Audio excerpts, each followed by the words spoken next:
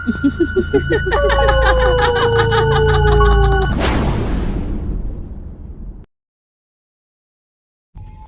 ಆಸ್ಪತ್ರೆ ಮೈಸೂರಿನ 4ನೇ ಅಂತಸ್ತಿನ ಆಸ್ಪತ್ರೆಯಲ್ಲಿ ರಾತ್ರಿ 1 ಗಂಟೆಯ ಸಮಯ ಮಹಿಳೆಯರ ಪಾಯಲ್ ಸದ್ದು. ಆಸ್ಪತ್ರೆಯು ಬಂಗ್ಲೆಯಂತೆ ಕಾಣುತ್ತಿತ್ತು ಮತ್ತು ರಾತ್ರಿಯಲ್ಲಿ ಆಸ್ಪತ್ರೆಯ ಹೊರಭಾಗವು ಸಂಪೂರ್ಣವಾಗಿ ಮೌನವಾಗಿತ್ತು. ಆಸ್ಪತ್ರೆಯಲ್ಲಿ ಯಾವುದೇ ಶಬ್ದಗಳಿಲ್ಲ ಮತ್ತು ಆಸ್ಪತ್ರೆಯು ಭೂತ ಬಂಗ್ಲೆಯಂತೆ ಕಾಣುತ್ತಿತ್ತು. ರಾತ್ರಿ ಇಬ್ಬರು ನರ್ಸ್ಗಳು ಜ್ಯೋತಿ ಮತ್ತು ಭಾರತಿ ಮಾತನಾಡುತ್ತಿದ್ದರು ಮತ್ತು ಭಾರತಿ ಜ್ಯೋತಿಗೆ ಈ ಸಮಯದಲ್ಲಿ ಪಾಯಲ್ ಶಬ್ದ ಎಲ್ಲಿಂದ ಬರುತ್ತಿದೆ ಎಂದು ಹೇಳಿದರು. ಆಗ ಜ್ಯೋತಿ ಹೇಳಿದರು, ಕೆಲವು ಹಳ್ಳಿಯ ಜನರು ಮಾತನಾಡುವಾಗ ರಾತ್ರಿಯಲ್ಲಿ ಒಬ್ಬ ಮಹಿಳೆ ಪಾಯಲ್ ಶಬ್ದ ಕೇಳುತ್ತದೆ ಮತ್ತು ಹೇಗಾದರೂ ಈ ವಿಷಯವನ್ನು ಬಿಟ್ಟು ವಾರ್ಡ್ ನಂ 2 ರೋಗಿಗಳನ್ನು ಹೋಗಿ ಪರೀಕ್ಷಿಸಿ. ಆಗ ಭಾರತಿ ಸರಿ ನಾನು ಹೋಗಿ ನೋಡುತ್ತೇನೆ ಎಂದಳು. ತದನಂತರ ನರ್ಸ್ ವಾರ್ಡ್ ನಂ 2 ರೋಗಿಯನ್ನು ನೋಡಲು ಹೋದರು. ಅವಳು ಕೋಣೆಗೆ ಪ್ರವೇಶಿಸಿದಾಗ ಎಲ್ಲವೂ ಸಾಮಾನ್ಯವಾಗಿತ್ತು. ಆದರೆ ಇದ್ದಕ್ಕಿದ್ದಂತೆ ರೋಗಿಯ ರಕ್ತದೊತ್ತಡ ಹೆಚ್ಚಾಯಿತು ಮತ್ತು ರೋಗಿಯ ದೇಹವು ನಡುಗಿತು ಮತ್ತು ಅವನ ಉಸಿರಾಟವು ಹೆಚ್ಚಾಯಿತು. ನರ್ಸ್ ವೈದ್ಯರನ್ನು ಕರೆಯಲು ಪ್ರಯತ್ನಿಸುತ್ತಿದ್ದಳು, ಆದರೆ ರೋಗಿಯು ಅವಳ ಕೈಯನ್ನು ಬಿಗಿಯಾಗಿ ಹಿಡಿದುಕೊಂಡರು. ಅವಳು ತನ್ನ ಕೈಯನ್ನು ಚಲಿಸಲು ಸಾಧ್ಯವಾಗಲಿಲ್ಲ ಮತ್ತು ರೋಗಿಯು ಇನ್ನೊಂದು ಕೈಯಿಂದ ಏನನ್ನಾದರೂ ತೋರಿಸಲು ಪ್ರಯತ್ನಿಸುತ್ತಿದ್ದಳು. ರೋಗಿಯ ಹಾಸಿಗೆಯ ಹಿಂದೆ ಮಾನಿಟರ್ ಯಾವಾಗ ಬೇಕಾದರೂ ಬ್ಲಾಸ್ಟ್ ಆಗುವ ಹಾಗೆ ಕಂಪಿಸುತ್ತಿತ್ತು. ಆಗ ನರ್ಸ್ ರೋಗಿಗೆ, ನನ್ನ ಕೈ ಬಿಡು, ನಾನು ಡಾಕ್ಟರನ್ನು ಕರೆದು ನಿನ್ನ ಪ್ರಾಣ ಉಳಿಸಬಲ್ಲೆ ಎಂದಳು. ಆದರೆ ರೋಗಿಯು ನರ್ಸ್ನ ಕೈ ಬಿಡಲಿಲ್ಲ. ಇದ್ದಕ್ಕಿದ್ದಂತೆ ರೋಗಿಯ ದೇಹಕ್ಕೆ ಯಾರೋ ಕರೆಂಟ್ ಹಾಕುವ ನೋವಿನಿಂದ ಬಳಲುತ್ತಿದ್ದರು. ಇದ್ದಕ್ಕಿದ್ದಂತೆ ಮಾನಿಟರ್ ಮಿರರ್ ಬ್ರೇಕ್ಗಳನ್ನು ತುಂಡು ಮಾಡುತ್ತದೆ. ತದನಂತರ ರೋಗಿಯ ದೇಹವು ಅಲುಗಾಡುವುದನ್ನು ನಿಲ್ಲಿಸಿತು ಮತ್ತು ಅವನು ಸತ್ತನು. ಆದರೆ ಅವನ ಒಂದು ಕೈ ಬೆರಳು ಒಂದು ದಿಕ್ಕಿನಲ್ಲಿ ತೋರಿಸಿತು. ನರ್ಸ್ ಅವರು ಸೂಚಿಸಿದ ದಿಕ್ಕನ್ನು ನೋಡಿದ ಅವರು ಮಹಿಳೆಯೊಬ್ಬರು ನಿಂತು ಅಳುತ್ತಿರುವುದನ್ನು ನೋಡಿದ ನರ್ಸ್ ಮಹಿಳೆಯರು ದೆವ್ವವಾಗಿ ಮಾರ್ಪಟ್ಟಾಗ ಆಘಾತಕ್ಕೊಳಗಾದರು ಮತ್ತು ಮಹಿಳೆಯರು ನರ್ಸ್ ಅನ್ನು ನೋಡುತ್ತಿದ್ದಾರೆ. ಆಗ ಅವಳು ನನಗೆ ಸಹಾಯ ಮಾಡಿ ಎಂದು ಕೂಗುತ್ತಾ ಓಡಿಹೋದಳು. ಮತ್ತೋರ್ವ ನರ್ಸ್ ಜ್ಯೋತಿ ಭಾರತಿಯವರನ್ನು ಕೇಳಿದರು, ಏನಾಯಿತು, ನೀವು ಯಾಕೆ ಕೂಗುತ್ತಿದ್ದೀರಿ ಮತ್ತು ಏಕೆ ಹೀಗೆ ಬೆವರು ಮಾಡುತ್ತಿದ್ದೀರಿ? ಈ ಆಸ್ಪತ್ರೆಯಲ್ಲಿ ಏನು ಸಮಸ್ಯೆಯಾಗಿದೆ ಎಂದು ಭಾರತಿ ಹೇಳಿದರು. ದಿನನಿತ್ಯದ ರೋಗಿಗಳು ಹಠಾತ್ತನೆ ಸಾಯುತ್ತಿರುವುದು ಏಕೆ ಎಂದು ಇಂದು ನನಗೆ ತಿಳಿದಿದೆ. ಹಠಾತ್ ಸಾವಿನ ಕಾರಣದ ಹಿಂದೆ ಆಸ್ಪತ್ರೆ ಇದೆ ಎಂದು ಇಂದು ನನಗೆ ತಿಳಿದಿದೆ. ಜ್ಯೋತಿ, ನೀವು ಏನು ಹೇಳುತ್ತೀರಿ? ಆಗ ಭಾರತಿ ಉತ್ತರಿಸಿದರು, ರೋಗಿ ರೋಗದಿಂದ ಸಾಯುತ್ತಿಲ್ಲ, ರೋಗಿಗಳು ಆಘಾತದಿಂದ ಭಯದಿಂದ ಸಾಯುತ್ತಿದ್ದಾರೆ. ನಾನು ಇನ್ನು ಮುಂದೆ ಇಲ್ಲಿ ಉಳಿಯುವುದಿಲ್ಲ ಎಂದು ಭಾರತಿ ಹೇಳಿದರು. ನಾನು ಹೊರಗೆ ಕೆಲಸ ಪಡೆಯುತ್ತೇನೆ ಅಥವಾ ಇಲ್ಲವೇ ಎಂದು. ನಂತರ ಅವಳು ಆಸ್ಪತ್ರೆಯಿಂದ ಓಡಿಹೋದಳು. ಆಘಾತದಿಂದ ಸತ್ತಿದ್ದಾನೆ ಎಂದು ಎಲ್ಲರೂ ಭಾವಿಸುತ್ತಾರೆ ಎಂದು ನರ್ಸ್ ಯಾರೂ ನಂಬಲಿಲ್ಲ. 4 ದಿನಗಳ ನಂತರ ಇಬ್ಬರು ಹುಡುಗರು ಆಸ್ಪತ್ರೆಗೆ ಬಂದರು. ಒಬ್ಬರ ಹೆಸರು ಸುಮಿತ್ ಮತ್ತು ಇನ್ನೊಬ್ಬರು ರಾಜ್. ನರ್ಸ್ ಅವರನ್ನು ಹಿರಿಯ ವೈದ್ಯ ಮಹೇಶ್ ಬಳಿ ಕರೆದೊಯ್ದರು. ಅವರು ನಮ್ಮ ಹಿರಿಯ ವೈದ್ಯರು ಎಂದು ನರ್ಸ್ ಹೇಳಿದರು. ರಾಜ್ ಮತ್ತು ಸುಮಿತ್ ವೈದ್ಯರಿಗೆ ನಮಸ್ಕಾರ ಹೇಳಿದರು ಮತ್ತು ವೈದ್ಯರು ಹಲೋ ಹೇಳಿದರು ಮತ್ತು ಗೋಡೆಯ ಹಿಂದೆ ಅವರು ನಮ್ಮ ಆಸ್ಪತ್ರೆಯ ಮುಖ್ಯಸ್ಥರು. ಅವರ ಹೆಸರು ಪ್ರಭಾಕರ್. ಅವರು ನ್ಯೂಯಾರ್ಕ್ನಲ್ಲಿ ಉಳಿದುಕೊಂಡಿದ್ದಾರೆ ಮತ್ತು ಈ ಆಸ್ಪತ್ರೆಗೆ ಬರಲು ಅವರಿಗೆ ಸಮಯವಿಲ್ಲ. ಅವರ ಹೆಸರು ನಿಮಗೆ ತಿಳಿದಿರಬಹುದು. ನಂತರ ವೈದ್ಯ ರಮೇಶ್ ಅವರಿಗೆ ಈ ಬಗ್ಗೆ ಕೆಲವು ಮಾಹಿತಿ ಮತ್ತು ಸೂಚನೆಗಳನ್ನು ನೀಡಿದರು ಮತ್ತು ಇಬ್ಬರು ಹುಡುಗರು ತಮ್ಮ ಕೆಲಸಕ್ಕೆ ಸುಮಿತ್ ರಾಜ್ಗೆ ಇಲ್ಲಿ ಕಲಿಯಲು ಹೆಚ್ಚು ಸಿಗುತ್ತದೆ ಎಂದು ಹೇಳಿದರು. ರಾಜ್, ಹೌದು ಸುಮಿತ್, ಆದರೆ ಈ ಆಸ್ಪತ್ರೆ ನೇರವಾಗಿ ನೋಡುತ್ತಿದೆ ಎಂದು ಹೇಳಿದರು. ಆಗ ವರ್ಡ್ ಸುಮಿತ್ ಬಳಿ ಬಂದು, ಇಂದಿನಿಂದ ನೀವಿಬ್ಬರು ಪ್ರತಿದಿನ ನೈಟ್ ಡ್ಯೂಟಿ ಮಾಡಬೇಕು ಎಂದರು. ಆದರೆ ಆಸ್ಪತ್ರೆಯಲ್ಲಿ ಹಿರಿಯ ನರ್ಸ್ ಮತ್ತು ಹಿರಿಯ ವೈದ್ಯರು ಇರುತ್ತಾರೆ ಎಂದು ರಾಜ್ ಹೇಳಿದರು. ಆಗ ವರ್ಡ್ ಬಾಯ್ಲ್, ರಾಜ್ಗೆ ಒಬ್ಬ ನರ್ಸ್ ಇದ್ದಳು, ಆದರೆ ಅವಳು ಆಸ್ಪತ್ರೆಯಿಂದ ಹೊರಟು ಹೋದಳು ಮತ್ತು ಅವಳು ಆಸ್ಪತ್ರೆಯಲ್ಲಿ ರಾತ್ರಿಯಲ್ಲಿ ಒಬ್ಬಂಟಿಯಾಗಿರುವುದಿಲ್ಲ ಎಂದು ಹೇಳಿದರು ಮತ್ತು ಅವಳು ಹೊರಟು ಹೋದಳು. ಆದರೆ ಇಬ್ಬರು ಏನನ್ನೋ ಹೇಳಬೇಕೆಂದುಕೊಂಡರು, ಆದರೆ ಸಾಧ್ಯವಾಗಲಿಲ್ಲ. ಆಗ ಬಲವಂತವಾಗಿ ಸರಿ ಎಂದಳು. ಆಸ್ಪತ್ರೆಯಲ್ಲಿ ಮೌನ ಆವರಿಸಿತ್ತು. ರಾಜ್ ಲಘುವಾಗಿ ನಗುತ್ತಾ, ಈ ಆಸ್ಪತ್ರೆಯು ಹಾರರ್ ಚಿತ್ರದ ಸೆಟ್ನಂತೆ ಕಾಣುತ್ತಿದೆ ಎಂದು ಹೇಳಿದರು. ಆಗ ಸುಮಿತ್, ನಾವು ರಾತ್ರಿ ಡ್ಯೂಟಿ ಮಾಡುವ ಕೆಲವರನ್ನು ಬಿಡುತ್ತಾರೆ. ನಾಳೆಯಿಂದ ಡೇ ಶಿಫ್ಟ್ ಮಾಡಲು ಪ್ರಯತ್ನಿಸುತ್ತೇವೆ. ಥಟ್ಟನೆ ವರ್ಡ್ ಬಾಯ್ಲ್, ಆ ಪೇಷಂಟ್ ಎಂದ. ರೋಗಿಗೆ ಹಠಾತ್ತಾಗಿ 4ನೇ ಮಹಡಿಯಿಂದ ಆಮ್ಲಜನಕವನ್ನು ಹೋಗಿ ತರಬೇಕಾಗುತ್ತದೆ. ನೀನು ಹೋಗು, ನಾನು ಇಲ್ಲೇ ನೋಡುತ್ತೇನೆ ಎಂದು ಸುಮಿತ್ ರಾಜ್ಗೆ ಹೇಳಿದಾಗ ರಾಜ್ ಆಕ್ಸಿಜನ್ ತರಲು ಹೋದ.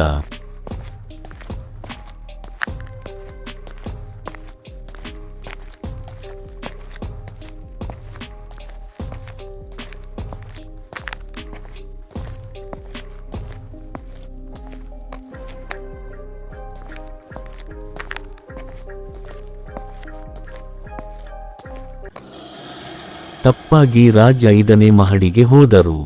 ರಾಜ್ 5ನೇ ಕೋಣೆಯನ್ನು ಪ್ರವೇಶಿಸಿದಾಗ ಆ ಕೋಣೆಯನ್ನು ನೋಡಿದಾಗ ಆ ಕೊಠಡಿಯು ಫುಲ್ ಕ್ಲೀನ್ ಮತ್ತು ಅಚ್ಚುಕಟ್ಟಾಗಿ ಕಂಡಿತು. ಆದರೆ ಆಶ್ಚರ್ಯಕರವಾಗಿ ಅವರು ಆ ಕೋಣೆಯಲ್ಲಿ ಯಾರೂ ಇರಲಿಲ್ಲ. ಆಗ ಹೆಂಗಸಿನ ಅಳುವ ಸದ್ದು ಕೇಳಿಸಿತು.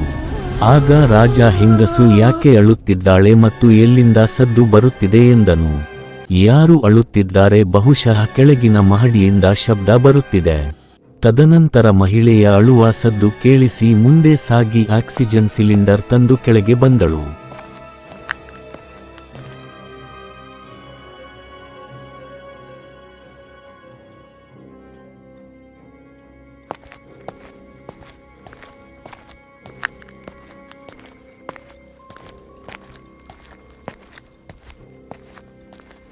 ಆಗ ರಾಜ್ಗೆ ನೀನು ಈಗ ಬಂದಿದ್ದೀಯಾ ಎಂದು ಹುಡುಗ ಕೋಪಗೊಂಡ. ನೀನು ಯಾಕೆ ಇಷ್ಟು ತಡ ಮಾಡ್ತೀಯಾ? ಆಗ ರಾಜ್ ನಾನು 5ನೇ ಮಹಡಿಯಿಂದ ಬಂದಿದ್ದೇನೆ, ಕೆಳಗೆ ಬರಲು ಸಮಯ ಹಿಡಿಯುತ್ತದೆ ಎಂದನು. ಆಗ ವಾರ್ಡ್ ಬಾಯ್ಲ್ 5ನೇ ಮಹಡಿ 5ನೇ ಮಹಡಿ ಹಾಗಾದರೆ ನಿನಗೆ ಹುಚ್ಚು ಹಿಡಿದಿದೆಯಾ? 5ನೇ ಮಹಡಿ 1 ವರ್ಷದಿಂದ ಮುಚ್ಚಿದೆ ಎಂದನು. ವಾರ್ಡ್ ಬಾಯ್ಲ್ಸ್ ಸರಿ, ಇದು ತಮಾಷೆ ಮಾಡುವ ಸಮಯವಲ್ಲ, ಹೋಗಿ ನಿಮ್ಮ ಕರ್ತವ್ಯ ಮಾಡಿ ಎಂದು ಹೇಳಿದರು ಮತ್ತು ರಾಜ್ ಏನನ್ನೂ ಹೇಳಲಿಲ್ಲ. ನಂತರ ಅವನು ರೋಗಿಗೆ ಆಮ್ಲಜನಕವನ್ನು ಹಾಕಿದನು ಮತ್ತು ರಾಜ್ ಮತ್ತು ಸುಮಿತ್ ನರ್ಸ್ ವಿಶ್ರಾಂತಿ ಕೋಣೆಯಲ್ಲಿ ಕುಳಿತಿದ್ದರು. ರಾಜ್ ಸುಮಿತ್ಗೆ, ಸುಮಿತ್, ನನಗೆ ಅರ್ಥವಾಗುತ್ತಿಲ್ಲ. ನಾನು 5ನೇ ಮಹಡಿಗೆ ಹೋದೆ, ಆದರೆ ಅದು ಸಂಪೂರ್ಣವಾಗಿ ವಿಭಿನ್ನವಾಗಿದೆ ಮತ್ತು ಅದು ಏಕೆ ವಿಭಿನ್ನವಾಗಿದೆ ಸಹೋದರ? ವಾರ್ಡ್ ಬಾಯ್ಲ್ ಹಲವು ವರ್ಷಗಳಿಂದ ಅದು ಮುಚ್ಚಿದ ಕೋಣೆಯ ಮಹಡಿ ಎಂದು ಹೇಳುತ್ತಿದ್ದಾನೆ ಎಂದನು. ಸುಮಿತ್ ರಾಜ್ಗೆ ನಗುತ್ತಾ, ಸಹೋದರ, ನೀನು ಮೊದಲ ಬಾರಿಗೆ ರಾತ್ರಿ ಕರ್ತವ್ಯ ಮಾಡುತ್ತಿದ್ದೀಯೇ, ಅದಕ್ಕಾಗಿಯೇ ಕಾರಣ. ನೀನು ದಣಿದಿದ್ದೀಯೇ ಮತ್ತು ಹೆದರಿದ್ದೀಯೇ, ಅದಕ್ಕಾಗಿಯೇ ನೀನು ಅತಿಯಾಗಿ ಯೋಚಿಸುತ್ತಿದ್ದೀಯೇ ಎಂದನು. ರಾಜ್ ಸುಮಿತ್ಗೆ, ಇಲ್ಲ ಸಹೋದರ, ನಿನಗೆ ಬೇಕಾದರೆ ನಾವು 5ನೇ ಮಹಡಿಗೆ ಹೋಗೋಣ, ಆಗ ನಿನಗೆ ಎಲ್ಲವೂ ಅರ್ಥವಾಗುತ್ತದೆ ಎಂದನು. ಸುಮಿತ್ ಬೇಡ ಎಂದು ಹೇಳುತ್ತಿದ್ದನು, ಆದರೆ ರಾಜ್ ಅವನನ್ನು 5ನೇ ಮಹಡಿಯನ್ನು ಅನ್ವೇಷಿಸಲು ಒತ್ತಾಯಿಸುತ್ತಿದ್ದನು. ನಂತರ ಅವನು ಅಲ್ಲಿಗೆ ಹೋಗಲು ಒಪ್ಪಿಕೊಂಡನು.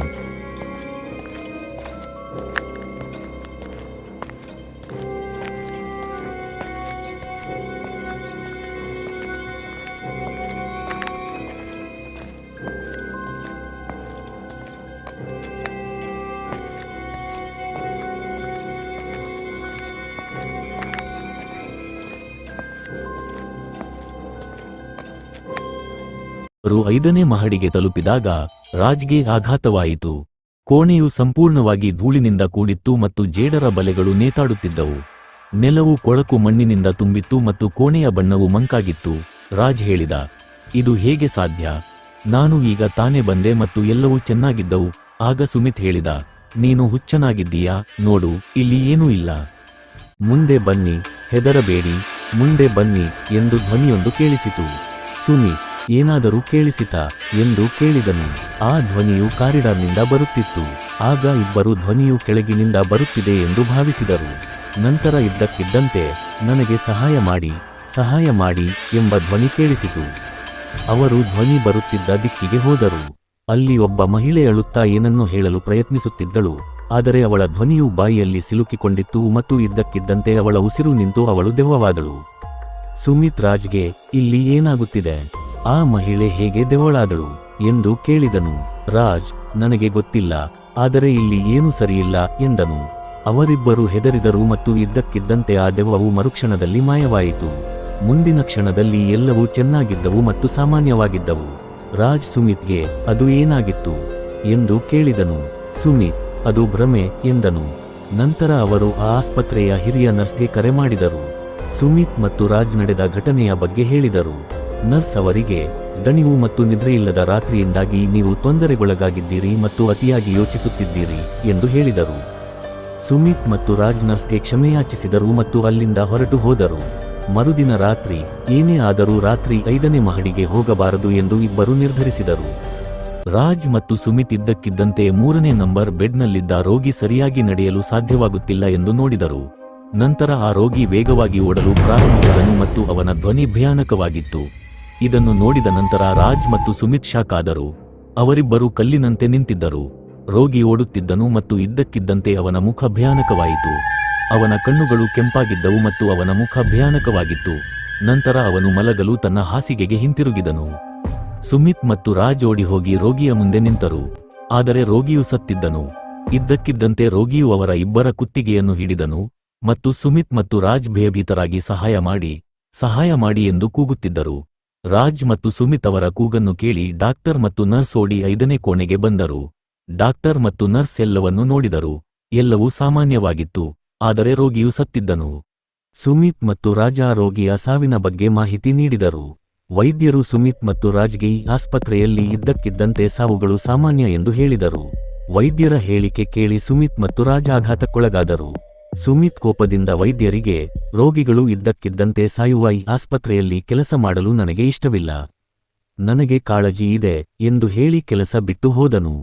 ಆದರೆ ರಾಜ್ ಅಲ್ಲೇ ಇದ್ದು, ನಾನು ಹೀಗೆ ಇಲ್ಲಿಂದ ಹೋಗಲು ಸಾಧ್ಯವಿಲ್ಲ, ಈ ಆಸ್ಪತ್ರೆಯ ರಹಸ್ಯವನ್ನು ತಿಳಿದುಕೊಳ್ಳಬೇಕು, ಇಲ್ಲಿ ಏನು ನಡೆಯುತ್ತಿದೆ ಎಂದು ತಿಳಿಯಬೇಕು ಎಂದು ಮನಸ್ಸಿನಲ್ಲಿ ಅಂದುಕೊಂಡನು. ಮರುದಿನ ರಾಜ್ ಸ್ಟೇಷನ್ ರೂಮ್ನಲ್ಲಿ ಕುಳಿತಿದ್ದಾಗ 5ನೇ ಮಹಡಿಯಿಂದ ಮಹಿಳೆಯ ಧ್ವನಿ ಕೇಳಿಸಿತು. ನನಗೆ ಸಹಾಯ ಮಾಡಿ ಎಂದು ಆ ಧ್ವನಿ ಕೇಳಿಸುತ್ತಿತ್ತು. ರಾಜ್ ಅಲ್ಲಿಗೆ ಹೋಗಲು ನಿರ್ಧರಿಸಿದನು, ಆದರೆ ಅವನ ಹೃದಯ ವೇಗವಾಗಿ ಬಡಿದುಕೊಳ್ಳುತ್ತಿತ್ತು ಮತ್ತು ಉಸಿರಾಟ ಹೆಚ್ಚಾಗುತ್ತಿತ್ತು. ಹೇಗೋ ಧೈರ್ಯ ಮಾಡಿ ಅಲ್ಲಿಗೆ ಹೋದನು. 5ನೇ ಮಹಡಿಯ ಕೋಣೆಗೆ ಪ್ರವೇಶಿಸಿದಾಗ ಕೋಣೆ ಕತ್ತಲೆಯಿಂದ ಕೂಡಿತ್ತು. ಆದರೆ ಇದ್ದಕ್ಕಿದ್ದಂತೆ ಅವನ ಮುಂದೆ ಒಬ್ಬ ಮಹಿಳೆ ನಿಂತಿರುವುದು ಕಂಡಿತು. ಆಕೆ ನರ್ಸ್ ವೇಷದಲ್ಲಿದ್ದಳು. ಆಕೆಯನ್ನು ನೋಡಿದ ರಾಜ್ ಆಘಾತಕ್ಕೊಳಗಾಗಿ, ಈಕೆ ನನಗೆ ಏನನ್ನೋ ಹೇಳಲು ಬಯಸುತ್ತಿದ್ದಾಳೆ ಎಂದು ಯೋಚಿಸಿದನು. ಮರುದಿನ ಬೆಳಿಗ್ಗೆ ರಾಜ್ ಆಸ್ಪತ್ರೆಯ ಮುಖ್ಯಸ್ಥ ಡಾ. ಪ್ರಭಾಕರನ್ ಅವರಿಗೆ ಕರೆ ಮಾಡಲು ನಿರ್ಧರಿಸಿದನು. ಡಾ. ಪ್ರಭಾಕರನ್ ನ್ಯೂಯಾರ್ಕ್ನಲ್ಲಿ ವಾಸಿಸುತ್ತಿದ್ದರು. ರಾಜ್ ಡಾ. ಪ್ರಭಾಕರನ್ ಅವರಿಗೆ, ರೋಗಿಗಳು ಇದ್ದಕ್ಕಿದ್ದಂತೆ ಸಾಯುತ್ತಿರುವುದೇಕೆ? ಇಲ್ಲಿ ಒಂದು ಭೂತವಿದೆ, ಅದು ರೋಗಿಗಳನ್ನು ಕೊಲ್ಲುತ್ತಿದೆ ಎಂದು ಹೇಳಿದನು. ಇದನ್ನು ಕೇಳಿದ ಡಾ. ಪ್ರಭಾಕರನ್, ಏನು ಮೂರ್ಖತನದ ಮಾತುಗಳನ್ನು ಹೇಳುತ್ತಿದ್ದೀಯಾ ಎಂದು ಕೇಳಿದರು. ಆಗ ರಾಜ್, ಇಲ್ಲ, ಇದು ನಿಜ, ದಯವಿಟ್ಟು ಬಂದು ಈ ಸಮಸ್ಯೆಯನ್ನು ಪರಿಹರಿಸಿ. ನಾನು ಮಂತ್ರವಾದಿಯೊಂದಿಗೆ ಮಾತನಾಡಿದ್ದೇನೆ, ಅವರು ಅದನ್ನು ಪರಿಹರಿಸುವುದಾಗಿ ಹೇಳಿದ್ದಾರೆ, ಆದರೆ ನೀವು ಮೊದಲು ಆಸ್ಪತ್ರೆಯಲ್ಲಿ ಇರಬೇಕು ಎಂದು ಹೇಳಿದನು. ಡಾ. ಪ್ರಭಾಕರನ್ ನಂಬಲಿಲ್ಲ, ಆದರೆ ಒತ್ತಾಯದಿಂದ ಆಸ್ಪತ್ರೆಗೆ ಬರಲು ಒಪ್ಪಿಕೊಂಡರು. ಡಾ. ಪ್ರಭಾಕರನ್ ಆಸ್ಪತ್ರೆಗೆ ಬಂದರು. ಅವರು ಕೋಣೆಗೆ ಪ್ರವೇಶಿಸಿದಾಗ ಅಲ್ಲಿ ಯಾವುದೇ ಜನರು ಅಥವಾ ಸಿಬ್ಬಂದಿ ಇರಲಿಲ್ಲ. ಡಾ. ಪ್ರಭಾಕರನ್ ರಾಜ್ಗೆ, ಇಲ್ಲಿ ಜನರು ಏಕೆ ಇಲ್ಲ ಎಂದು ಕೇಳಿದರು.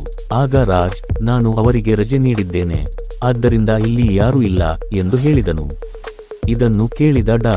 ಪ್ರಭಾಕರನ್ ಕೋಪಗೊಂಡರು ಮತ್ತು ಏನು ಮೂರ್ಖತನದ ಮಾತುಗಳನ್ನು ಹೇಳುತ್ತಿದ್ದೀಯಾ ಎಂದು ಕೇಳಿದರು. ನಂತರ ರಾಜ್ ಅವರನ್ನು ಕೋಣೆಗೆ ತಳ್ಳಿದನು. ಕೋಣೆಗೆ ಪ್ರವೇಶಿಸಿದ ಡಾ. ಪ್ರಭಾಕರನ್ ಭಯಾನಕ ಮಹಿಳೆಯೊಬ್ಬಳು ನಿಂತಿರುವುದನ್ನು ನೋಡಿದರು. ಅವರು ರಾಜ್ಗೆ, ಆಕೆ ಯಾರು ಎಂದು ಕೇಳಿದರು. ರಾಜ್ ಭೂತದ ಕಥೆಯನ್ನು ಹೇಳಿದನು. ಇದನ್ನು ಕೇಳಿದ ಡಾ. ಪ್ರಭಾಕರನ್ ನಗಲು ಪ್ರಾರಂಭಿಸಿದರು. ಇದು ಏನು ಮೂರ್ಖತನ, ನನಗೆ ಆಕೆ ಯಾರೆಂದೇ ಗೊತ್ತಿಲ್ಲ ಎಂದು ಹೇಳಿದರು. ಕೋಪಗೊಂಡ ಭೂತವು ಅವರ ಕುತ್ತಿಗೆಯನ್ನು ಹಿಡಿದು ಎಸೆದಿತು. ಡಾ. ಪ್ರಭಾಕರನ್ ಭಯಭೀತರಾದರು. ಆಗ ರಾಜ್ ತನ್ನ ಮೊಬೈಲ್ ತೆಗೆದು ಲೈವ್ ವಿಡಿಯೋ ಪ್ರಸಾರ ಮಾಡಲು ಸುದ್ದಿ ವಾಹಿನಿಗೆ ಕರೆ ಮಾಡಿದನು. ಡಾ. ಪ್ರಭಾಕರನ್ ಮೈಸೂರಿನಲ್ಲಿ ಹೊಸದಾಗಿ ತೆರೆದ ಆಸ್ಪತ್ರೆಯಲ್ಲಿದ್ದರು. ಹೊಸ ನರ್ಸ್ ರಾಮ್ಯಾ ನನ್ನ ಆಸ್ಪತ್ರೆಗೆ ಬಂದಳು. ಅವಳು ಇಲ್ಲಿ ಕೆಲಸ ಮಾಡುತ್ತಿದ್ದಳು. ನಂತರ ಅವಳು ನನ್ನನ್ನು ಪ್ರೀತಿಸಲು ಪ್ರಾರಂಭಿಸಿದಳು. ಒಂದು ದಿನ ರಾಮ್ಯಾ ನನ್ನ ಬಳಿ ಬಂದು, ನಾನು ಗರ್ಭಿಣಿ, ದಯವಿಟ್ಟು ನನ್ನನ್ನು ಮದುವೆಯಾಗಿ ಎಂದು ಹೇಳಿದಳು. ಇದನ್ನು ಕೇಳಿದ ಡಾ. ಪ್ರಭಾಕರನ್ ನಕ್ಕು, ನಾನು ನಿನ್ನಂತಹ ಅನೇಕ ನರ್ಸ್ಗಳು ಮತ್ತು ಹುಡುಗಿಯರನ್ನು ಪ್ರೀತಿಸಿದ್ದೇನೆ, ನಾನು ಎಲ್ಲರನ್ನೂ ಮದುವೆಯಾಗಲು ಸಾಧ್ಯವಿಲ್ಲ ಎಂದು ಹೇಳಿದನು. ಇದನ್ನು ಕೇಳಿದ ರಾಮ್ಯಾ ಆಘಾತಕ್ಕೊಳಗಾದಳು. ಡಾ. ಪ್ರಭಾಕರನ್, ನಾನು ಅನೇಕ ಹುಡುಗಿಯರನ್ನು ಹಾಳು ಮಾಡಿದ್ದೇನೆ ಮತ್ತು ಕೊಲೆ ಮಾಡಿದ್ದೇನೆ ಮತ್ತು ಅವರ ದೇಹದ ಭಾಗಗಳನ್ನು ಕಪ್ಪು ಮಾರುಕಟ್ಟೆಯಲ್ಲಿ ಮಾರಾಟ ಮಾಡಿದ್ದೇನೆ ಎಂದು ಹೇಳಿದನು. ನಂತರ ಅವರು ರಾಮ್ಯಾಗೆ ಇಂಜೆಕ್ಷನ್ ನೀಡಿ ಕೊಲೆ ಮಾಡಿದರು.